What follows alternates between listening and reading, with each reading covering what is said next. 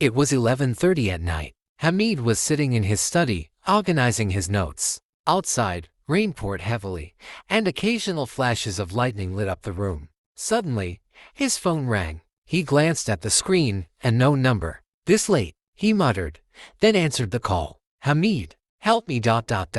He's going to kill me. A trembling, weak voice came through.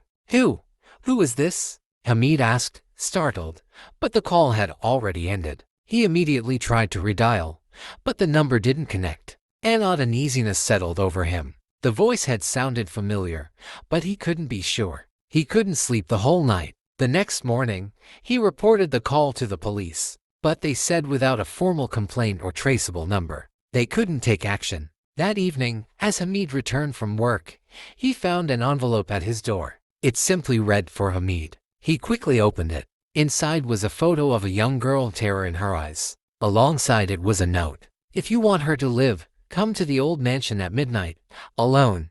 Tell no one." Hamid's heart pounded. This was the same girl whose voice he had heard on the phone. At midnight, Hamid drove to the abandoned mansion on the outskirts of town. The same mansion rumored to be haunted after a murder occurred there years ago. He paused at the gate, then summoned his courage and stepped inside. The walls were crumbling, cobwebs everywhere, and an eerie silence hung in the air. Suddenly, a door creaked open. Light was coming from within. Cautiously, Hamid entered the room and saw the same girl tied to a chair. Her mouth was taped shut. He rushed forward to free her, but at that moment, the door slammed shut behind him. A deep male voice echoed, "Brave of you, Hamid, but you shouldn't have come." Hamid turned around. A masked man stood there, pointing a gun. "Who are you? What do you want?" Hamid demanded, trying to keep calm. The man laughed. "Remember the case 10 years ago? The one where your testimony put my brother in jail? He was innocent. You took your revenge. Now it's my turn." Hamid's eyes widened. "Rehan, you're Rashid's brother." "Yes.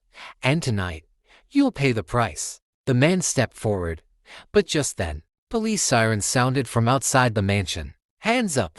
You're surrounded!" a voice shouted. The masked man panicked and turned, but before he could flee, officers stormed in and overpowered him. The girl was freed. Hamid looked at the officer in surprise.